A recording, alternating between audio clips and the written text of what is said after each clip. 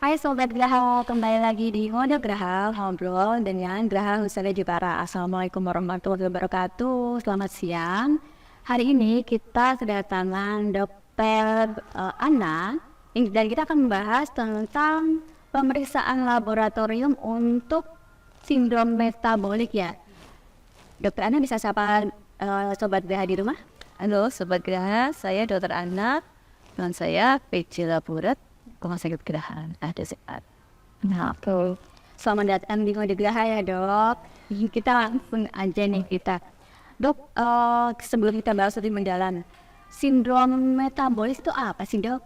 Oh, mungkin sekilas ya, sindrom metabolik adalah sekumpulan kondisi kesehatan yang akan meningkatkan resiko kejadian stroke, serangan jantung, dan Oke. Terus tanda-tanda awal sindrom metabolik ini seperti apa dok? Kalau boleh dijelasin.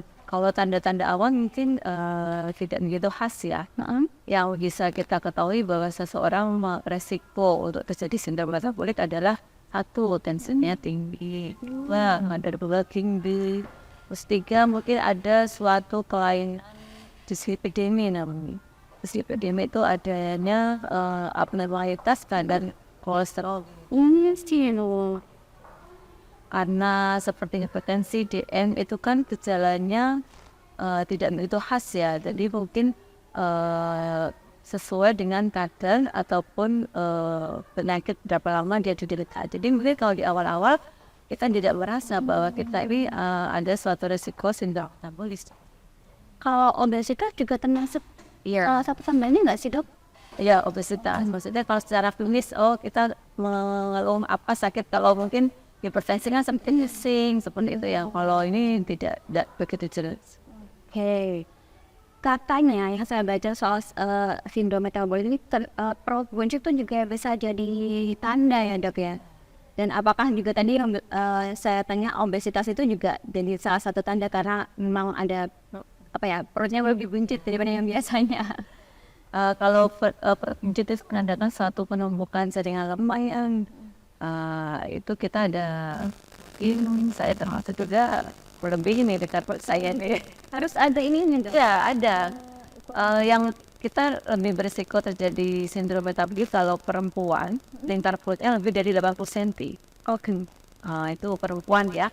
Kalau laki-laki ya siap-siap kita beli medline garisan yang untuk ibu-ibu penjahit ya. Kalau laki-laki itu lebih dari 90 cm. Itu lebih berisiko. Itu berarti lingkar perut itu selain berat badan disesuaikan nggak? Ya, kalau berat badan secara umum kan kita mengukur indeks massa tubuh ataupun IMT ya, kalau dalam bahasa itunya ya. Kalau kita pakai IMT kita bisa melihat atau kita memprediksi kita di kriteria mana nih, apakah kita berat badan normal atau kurus atau sudah berlebih berat badan atau sampai dengan obesitas. Oke, itu siap-siap ya sobat di rumah kita ukur lingkar perut ya. Terus dok, benar nggak sih kalau sering ngantuk habis makan itu ada hubungannya dengan sindrom metabolik? Kalau ngantuk itu mungkin seperti gejala istilahnya klinis pada orang DM ya. Ya kita perlu juga cek mungkin misalnya kita mempunyai faktor risiko nih dari orang tua, ada yang kencing manis, ada saudara, kita lebih waspada meskipun itu tidak khas ya, masih ada gejala yang lainnya yang itu tidak boleh diabaikan, misalnya berat badan kok tiba-tiba turun seperti itu, buang air kecil yang banyak di malam hari, cepat haus, itu istilahnya kita tidak melihat satu gejala saja, kita harus melihat beberapa kondisi pasien juga. Oh begitu ya dok ya. Mungkin sebenarnya belum jelas nih dok, apa hubungannya gula darah tinggi sama resiko diabetesnya? Yang seperti tadi, yang kadar gula darah yang tinggi pada darah. Dan jadi kalau gula darah tinggi ya itu udah disebut ada beberapa kriteria ya. Kita sebut diabetes mellitus kah atau prediabetes seperti itu, atau suatu kondisi toleransi glukosa terganggu berbeda. Kalau kita merujuk dari kriteria Perkeni sendiri sih, kalau gula darah puasa pasien di atas 126 mg/dl ataupun gula darah sewaktu ya. Nah, itu lebih dari 200 mg per desiliter itu sudah terkena diabetes. Dari Perkenis juga menyebutkan kadar HbA1c yang konstan itu dia karena satu terdapat pada saat dia Oke, berarti ada ini ya, ada batas normal gula darah yang lahan biar ini kita jadi tahu. Tadi kalau yang untuk gula darah puasa 126, 26. Kalau atas ya. kalau di atas 126. Kalau sewaktu di atas 200 ya, itu sobat Zahra bisa dicek-cek di rumah, dipantau ya gula darahnya. Terus ini kan sekarang ini kan banyak minuman kekinian nih Dok, yang mana entah boba atau kopi atau lainnya. Ada pengaruhnya nggak sih Dok dengan sindrom metabolik ini? Beribet saya. Atau secara umum ya. Apalagi nanti kalau kita kombinasi beberapa resiko lagi, misalnya kita merokok, baik pasif maupun aktif, kurangnya aktivitas fisik ya. Padahal kita aktivitas fisik itu secara kesehatan minimal 150 menit per minggu. Itu kalau kita bikin rata-rata per hari itu ya sekitar minimal 20 menit nih aktivitas fisik baik bekerja maupun berolahraga. Kalau zaman sekarang kan anak-anak muda mungkin yang ada sih yang sebagian memang suka olahraga, masih banyak yang suka lari, jalan kaki, ada juga yang sepeda, tapi ada juga yang makan juga ya, Terlalu beda hati nanti dimanfaatkan. ditambah lagi mungkin ya ada lagi juga mungkin dietnya yang kurang bagus dan serat ya. Kalau yang minuman kekinian termasuk diet yang tinggi kalori, luannya kalorinya numpuk tidak dibakar dengan aktivitas yang menyebabkan resiko diabetes. Gimana sih Dok cara ngecek gula darah yang gampang dan akurat? Kalau di masyarakat ya kita beredar yang namanya POCT, point of care testing ya, yang kita biasanya pakai Oh ya, ambil jari. tapi itu tidak boleh untuk diagnosis, itu cuma untuk screening aja ya.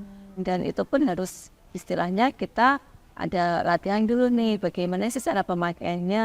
Kan kita harus pakai alkohol nih, membersihkan jari kita dulu. Betul, itu harus sampai kering. Jari mana yang kita tusuk itu tidak mengaruh. Terus jangan diperas-peras, itu juga pengaruh sih. Dari sisi sendi alatnya itu dikontrol atau terkali tidak sih itu harus ternyata tidak. Begitu. Beda kalau kita dilakukan ya kita menggunakan alat petikalnya kimia analitik yang tepat. Terus setiap hari tetap kita kontrol. Itu terpaksa gula, kolesterol. Kita faktor dari Berarti untuk keringnya yang tadi juga emang tergantung banyak faktor nih, dan tentu akurat dan Dok ya. Emang harus diapain di lab gitu ya. untuk screening aja sih boleh. Misalnya kita ketahuan nih dari stick kok 200, waduh kita mau ini benar apa enggak? Oh iya, Untuk memastikan itu suatu diagnosis DM ya, kita sebaiknya cek lah. bukan berarti ya. Oke. Kita beralih ke tanda-tanda yang lain ya, seperti hipertensi tadi ya Dok ya. Kenapa tekanan darah tinggi itu bisa jadi bagian dari sindrom metabolik sih Dok? Ya, karena hipertensi sendiri suatu resiko jadinya stroke dan serangan jantung.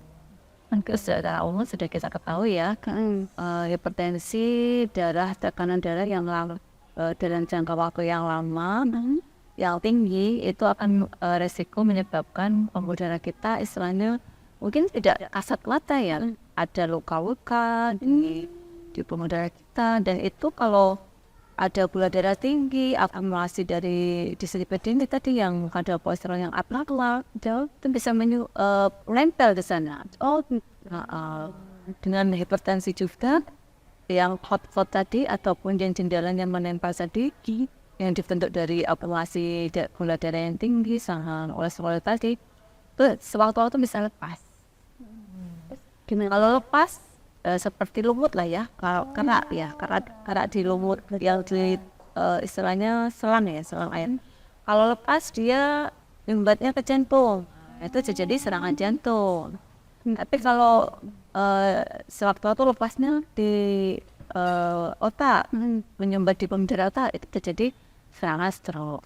Gitu, jadi Tergantung udah pas lokasi dia menimban di mana. Terus kalau hipertensi itu tanda-tanda yang biasa muncul tuh apa sih dok? Biasanya sih pusing ya. Pusing ya? Seringnya pusing ya kalau pasien. Ada yang lain nggak dok? Yang mungkin pernah ditemuin?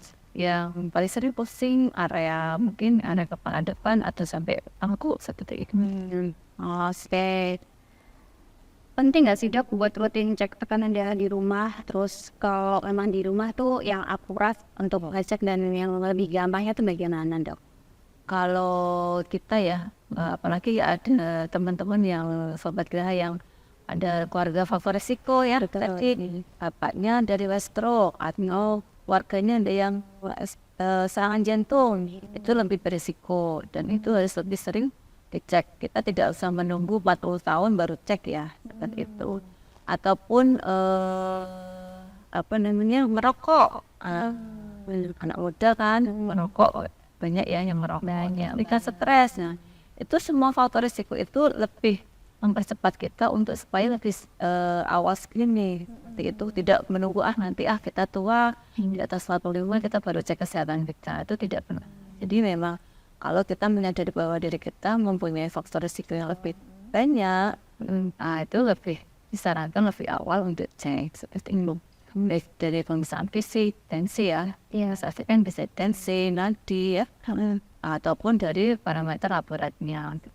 Jadi kalau di rumah nggak ada Tensi ada ya, tensi ya, tapi yang kita harus berlatih ya, bagaimana kalau sekarang sih ada tensimeter otomatis ya, itu gimana tuh dok? Akurat apa tidak? akurat sih. Kita sekarang di rumah sakit juga pakainya yang digital. Nah yang air akses sudah tidak diperkenalkan listrik operasional bilik ya. Sekarang kita sudah beralih ke digital. Nanti kalau saat beli ya, bagaimana cara pemakaiannya, terus yang dibaca mana ya, kan ada mana daerah yang stol, terus kiranya berapa yang benar ruangannya seperti. Oke. Kita tadi ngobrolin soal kolesterol ya dok ya. Kenapa kita perlu cek kolesterol kalau kita merasa berat badan kita tuh masih ideal aja, nggak gemuk dok? Kadang kita nemuin juga pasien yang notabene kurus ataupun normal ya, ternyata trigliseridnya tinggi. Itu kenapa dok? Itu bisa dari asupan kalorinya ya, seperti itu. Terus banyak makanan yang fast food seperti itu kan juga sangat mempengaruhi nanti kadar kolesterol tubuh kita. Meskipun kita tidak gemuk-gemuk amat ya, itu juga bisa.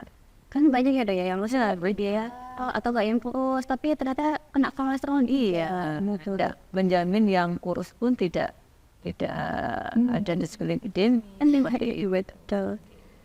Terus untuk bedanya nih dok, kolesterol jahat sama baik itu bedanya apa dan kenapa sih kita harus peduli? Bedanya kolesterol yang kita tahu bahwa ada yang LDL, low density ya, lipoprotein, ada HDL. Kalau yang kita sebut kolesterol jahat itu yang LDL ya. LDL itu kalau di atas 150 itu lebih berisiko. Kalau yang HDL itu harus tinggi. Ya, kalau laki-laki itu harus di atas 40 miligram per desiliter. Kalau perempuan harus di atas 50 miligram per desiliter. Jadi kalau kita periksa laborat itu kita cek kolesterol total, HDL-nya bagaimana, dia tinggi apa rendah. LDL-nya bagaimana, tinggi apa rendah. Ya. Kalau LDL-nya tinggi, HDL-nya rendah, itu resiko banget itu untuk serangan jantung. Oke, kita akan lanjut lagi nih bahas soal kolesterol setelah iklan berikut ini. Hai Sobat Graha, balik lagi di Ngode Graha, ngobrol dengan Graha Husada Jepara, masih dengan Dr. Ana. Oke, kita lanjut lagi nih obrolan kita seru tadi ya dok. Dok, bahas yang soal kolesterol, kita spill dikit aja. Gimana sih caranya kolesterol itu tetap normal walaupun kita suka makan bedem gitu? Ya itu kita harus pola hidup sehat ya, tinggi serat, ya, kurangi kalori, olahraga tadi exercise fisik ya, 150 menit per minggu seperti itu. Ya itu menentukan ya. Gini, saya banyak di masyarakat ya, nggak apa-apa deh karena ada obat kolesterol dan gimana pandangan dokter nih tiap lagi orang kolesterolnya tinggi untuk minum obat. Ya, aduh, jangan lah ya kalau bisa. Mungkin kita di awal ini tidak merasa bahwa suatu komplikasi itu tidak berjalan mendadak ya. Itu suatu proses yang berlangsung lama. Kalau kita tidak mengontrol itu juga sudah terjadi proses komplikasi di dalam tubuh kita. Jadi kita tidak hanya kita merasa, kita jangan menunggu tubuh kita kasih warning baru kita bereaksi ya. Kalau yang tubuh kita belum kasih warning itu berarti ya mungkin proses sudah terjadi tapi belum sampai, mungkin tunggu sampai sudah warning kita gitu. Ini harus kita jaga. Makan ya, kan ada obatnya. Gitu. Kita pindah ke masalah ini deh dok, anak muda atau generasi sekarang. Kenapa sih dok anak muda sekarang tuh rentan kena sindrom metabolik? Ya tadi ya, pola hidup yang sudah berubah ya. Mungkin kalau orang-orang zaman dahulu masih istilahnya kendaraan masih jarang, mungkin kemana-mana masih sering berjalan kaki.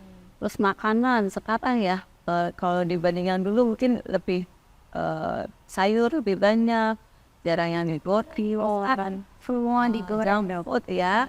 Di pinggir-pinggir jalan tuh dok semuanya enak. Dia nggak mau harus digoreng, itu dia juga akhirnya dia rendah serat. Padahal tinggi serat itu bagus untuk Itu banyak jajanan di pinggir jalan. Udah itu ngisi yang kalau digoreng. Terus atau yang kayak frozen terus digoreng. Nah itu juga kalau kita proses penggorengan itu tingkatkan kalori secara tidak sadar ya. Itu dari dokter gizi, kita proses penggorengan aja sudah menambah kadar kalori makanan yang kita makan dari bahan makanan yang kita asal sendiri loh ya. Misalnya tepung itu udah berkalori, kontesnya kita goreng lagi itu nambah energi padahal kita aktivitasnya kurang ya. Misalnya yang masuk 1.500 aktivitas kita yang membakar tidak ada segitu, akhirnya penumpukan di tubuh. ya betul sih dok. Dilihat gaya hidup kita ada ngeri ya dok, harus disadarkan. Ya betul nih. Sobat Gaha di rumah nih.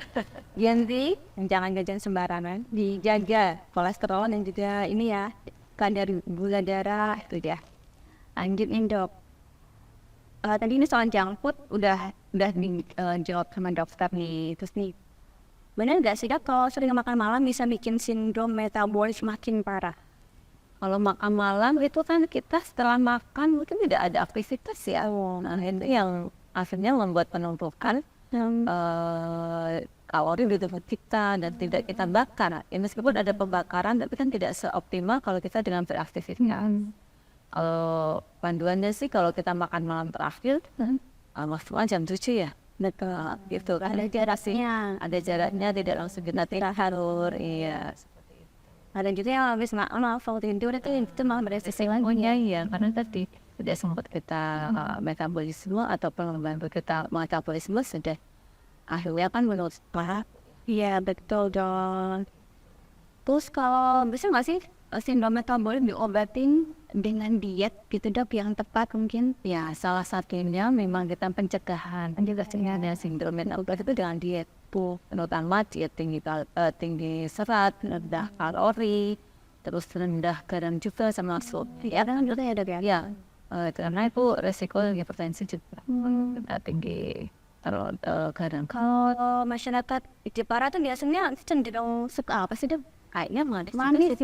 Manis asli itu juga ada resiko ya. Lebih banyak resikonya ya. Terus dok, kalau sindrom metabolik itu bisa sembuh total atau cuma bisa dikendalikan aja? Kalau tadi kan yang terjadi sindrom metabolik tadi kan ada hipertensi, diabetes, sama diabetes ya.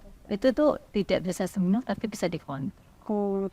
Bahaya masyarakat yang perlu kita edukasi lagi ya. Masyarakat banyak bilang takut minum obat untuk hipertensi dan DM, takut ginjalnya akan padahal yang pandangan yang salah. Kalau kita mengontrol hipertensi dan DM kita lebih teratur, menjaga tensi kita lebih terkontrol, gula darah kita lebih terkontrol, itu malah mencegah komplikasinya lebih cepat. Gitu daripada kita longsan ya. itu malah komplikasi akan terjadi lebih cepat. Adalah komplikasi hipertensi, tidak hanya pembuluh darah besar, darah kecil juga bisa kena sampai ke mata, ya, bisa ke ginjal, nanti gagal ginjal, seperti Kalau soalnya kalau DM memang konsumsi obatnya kayak selamanya gitu ya. Kalau di hipertensi tidak. Iya. Tapi nanti kan ada penyesuaian dosis ya dari dokter penanggung jawab pasien yang akan mengarahkan yang mungkin dilihat dari tensinya seberapa, tidak ada kontestasi apa belum. Nanti dengan kombinasi obat itu kan macam-macam. Kita tidak boleh mengobati kita sendiri. Terus saya minumnya ini, saya ini tidak boleh. Karena kondisi pasien satu dengan yang lain itu berbeda. Ada faktor risiko lain. Apakah sudah ada komplikasi pasien tersebut? Jadi memang perlunya kita kontrol rutin ke dokter seperti itu. Jadi dosis akan disesuaikan dengan kondisi pasien. Udah asal ikut-ikutan lah istilahnya seperti itu. Kalau yang pasien DM itu kan biasanya juga ada insulinnya itu apa sih Dok? Maksudnya itu bisa milih, saya mau pakai insulin aja atau saya nggak mau obat? Jadi pakainya insulin gitu. Ada indikasi ya. Kalau dari pakaian itu sepertinya kalau HbA1c itu parameter juga ya di atas 7,5 itu baru indikasi. Gitu. Insulin itu kan kenapa kita butuh insulin dari luar tuh karena mungkin kemungkinan insulin yang dari tubuh kita sendiri kurang. Insulin sendiri kan fungsinya menangkap ya atau memetabolisme gula sampai bisa masuk ke sel. Kalau tidak ada yang membawa itu ke sel kita sel kita akan berasa lapar. Padahal gula kita yang beredar itu tinggi. Makanya mungkin beberapa pasien itu melakukan insulin. Jadi bukan by request ya Dok ya. Tergantung dari Dok sesuai indikasi juga. Dokter akan sesuai indikasi. Oke Dok, kita masuk ke cek lab nih Dok. Apa yang harus dicek lab kalau sering merasa capek padahal nggak banyak aktivitas nih Dok?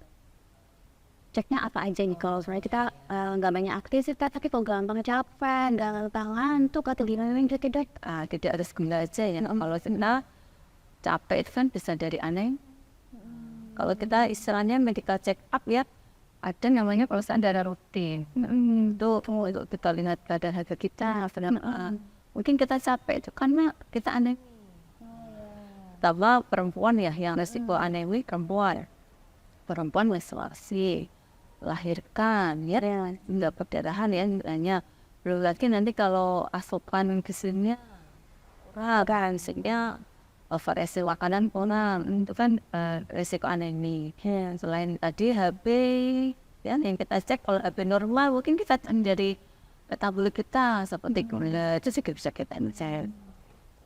Jadi kalau disarankan semuanya untuk wanita itu cek apa sih tadi Dok? Pemeriksaan darah rutin ya? Darah rutin, ya. Kalau ada indikasi klinis kok istilahnya klinis masyarakat DM, boleh kita nambah gitu. Gantung malah di hasilnya gitu. Ya, lihat hasilnya. Tidak langsung kita periksanya gula gitu.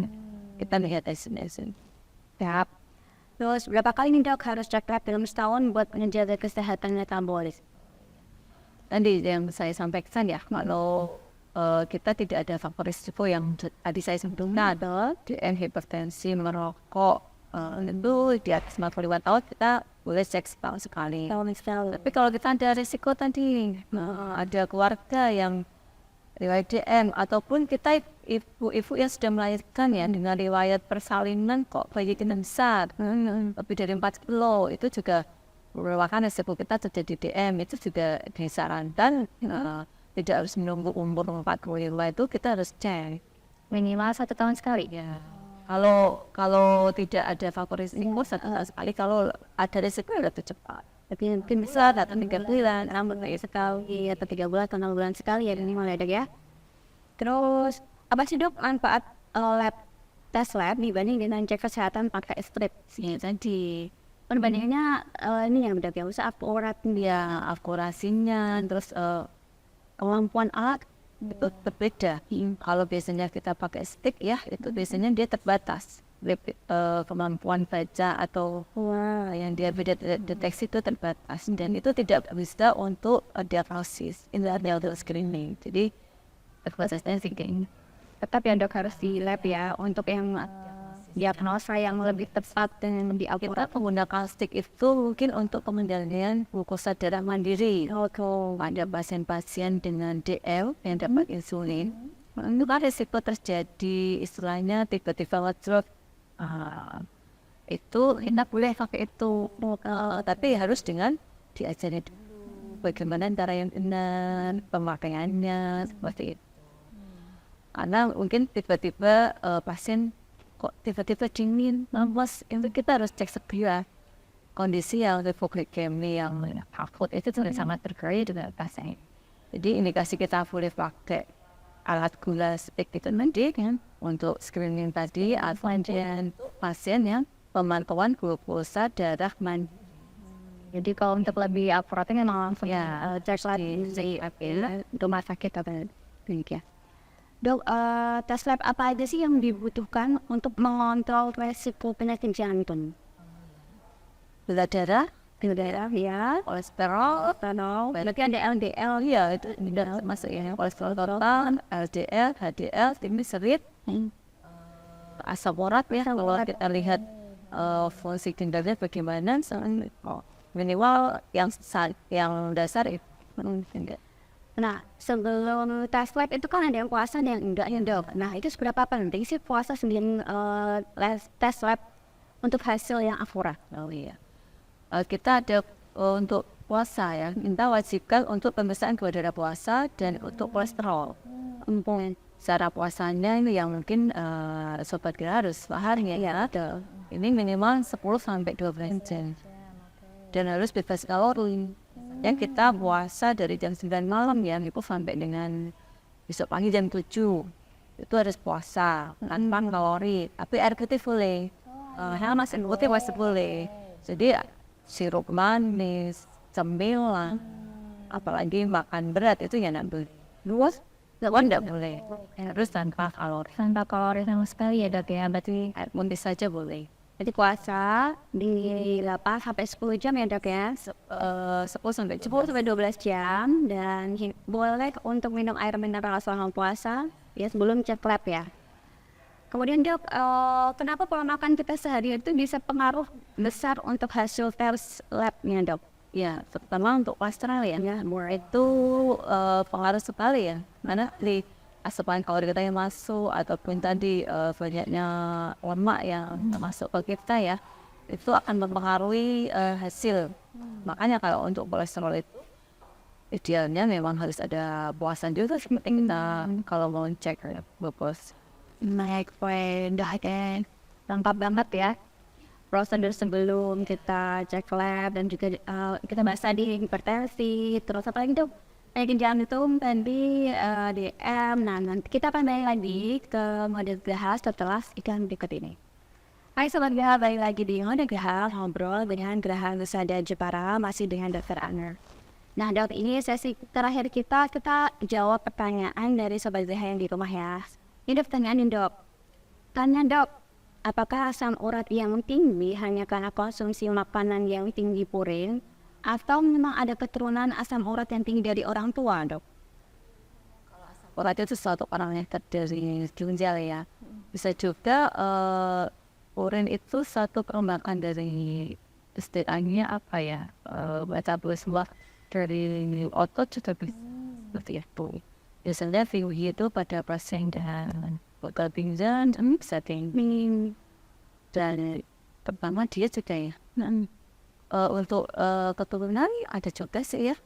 Yang ada makanan yang bakal kemarin tinggi dah. Terjawab ya. Sobat yang di rumah ada pertanyaan lagi dok. Kenapa ini gula darah saya nggak turun nih dok? Gimana caranya? Terus ada nggak sih olahraga yang tepat buat saya untuk bisa ngurangin kadar gula dalam darah? Kadar gula darah tadi ya banyak faktor ya. Kalau memang sudah terdiagnosis DM, konsumsi obatnya bagaimana, dari asupan kalori sesuai tidak dengan aktivitas fisik yang disarankan seperti itu. Lagi ya mungkin tadi ya dari diet, obat sama aktivitas di situ bagaimana. Bulan tadi olahraga yang disarankan apa dok? tergantung usia. Usia dari Berat badan kita juga sangat pengaruh ya. Seperti orang yang dengan obesitas itu tidak punya jalan kaki. Nah, nanti akan resiko memperberat tumpuan di lutut seperti itu. Biasanya kalau orang dengan obesitas itu disarankan sepeda statis. Ya, jadi tergantung tadi usia, kondisi pasien tersebut bagaimana seperti itu.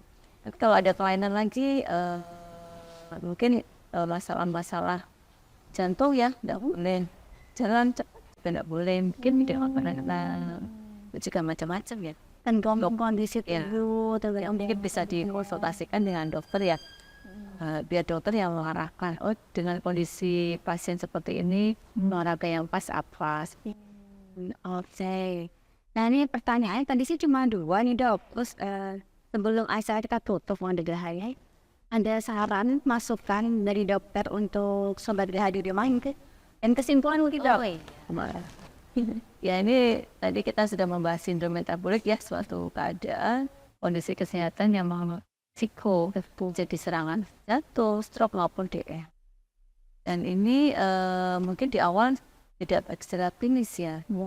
Kita memang untuk mencegah itu ya harus tadi pola hidup sehat ya, dan aktivitas fisik atau 5 menit per minggu, hindari stres ya, konsumsi tinggi serat ya, kurangi yang kalori seperti itu, Kurangi itu yang tadi yang hindari merokok, mungkin hindari juga yang alkohol. Terus untuk kita cek ya, mungkin kalau kita ada faktor risiko tadi yang dari keluarga, orang tua atau dari keluarga besar kita yang ada riwayat DM, hipertensi, kita lebih awal ceknya. Jangan kita nunggu sekarang saya masih sehat, nggak kerasa apa-apa nih. Kita nggak cek, sebaiknya tidak ya. Kalau kita ada tadi faktor risiko yang lain-lain tadi, sebaiknya kita lebih awal cek. Baik kita cek tensi maupun cek laborat. Untuk laborat tadi kalau kita mau screening kita bisa menggunakan stick ya, yang biasa di pasaran ya, di apotek biasanya ada ya. Ya tadi dengan keterbatasan stick tadi kita sarankan tetap ke laboratorium klinik ya. Ada persiapan tadi, misalnya kita lab puasa ataupun kolesterol harus ada puasa selama 10 sampai 25 jam. Mungkin itu ya. udah lengkap ya dari mulai awal sampai akhir. Oke sobat Gerahaya, saya juga mau kasih tahu nih kalau kita juga ada ini promosi khusus untuk di September, ada NCU Metabolic Month. Nah itu ada di penawaran spesial di 382. Oke, ini bisa dimanfaatin di selama bulan September 2024. Dokter Ana terima kasih sudah datang menyempatkan waktunya juga berbagi tentang sindrom metabolik yang mungkin sobat Gerahaya dan juga saya kurang tahu nih sebelum fans udah mulai tahu dan kita bisa lebih aware ya. Oke sobat Gerahaya, sampai di sini Wanda Gerahaya siang hari ini. Kita jumpa lagi di Wanda Gerahaya di Rabu depan dengan narasumber yang berbeda. Bye. Dada kamu nyeri, pusing, gampang lelah, masih gak mau periksa? Padahal di Rumah Sakit Gerahaya Husada Jepara ada medical check up kolesterol yang cocok buat kamu loh. Takut mahal? No.